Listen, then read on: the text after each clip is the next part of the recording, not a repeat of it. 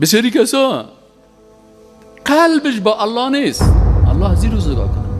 ظاهر مردم برش احترام میکنن، دست شماش میکنن، پای شماش میکنن، در شانهای خود بالایش میکنن، بسیار احترامش میکنن. بر از این پیسه میتکیری بگی به خاطر اسلام مصرف کو، بر یتیمای مسلمان مصرف کو، بر از این مصرف کو، بر از این مصرف کن.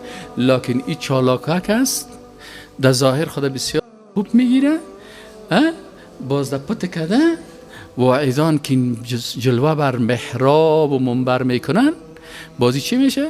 باز این وقتی که پیسه را به نام یتیم و فقیر و مسکین و بیچاره و غریب و مجاهد و اولاد مجاهد و بیوی مجاهد و به نام ازیا میگیره، بازی را چی میکنه؟ در صیفک خود قلف میکنه، قصر جور میکنه، فلانی جور میکنه از مال ازیا. الله از قلبش با خبر است یا نیست؟ میفهمه که بسیار دروغگوی است، سر دین تجارت میکنه. یک عالم است میگه من وقتی که دعوت دین میکنم اگر برقصم پیسه بگیرم برام شرف داره از این که در تبلیغ دین الله من پیسه بگیرم و سر از این تجارت بکنم در دین. از مکه در بازو وقت رقاصه خوب است و در رقص خود پیسه میگیره و این سر دین فروشی پیسه میگیره. باز الله خو مشناسش، باز الله که یک دفعه جزا دادش مثل ابلیس و جزا میتیش بیخی همون نعمت ایمان از پیشش میگیره.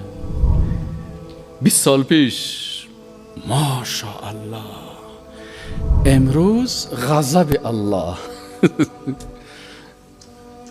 این قسم است. احتیاط کنین.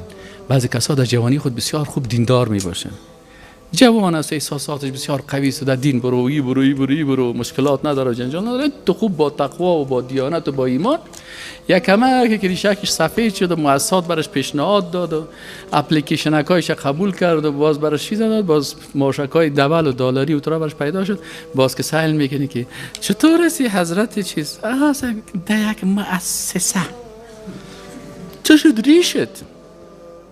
ریشم را مؤسسه ریش خور.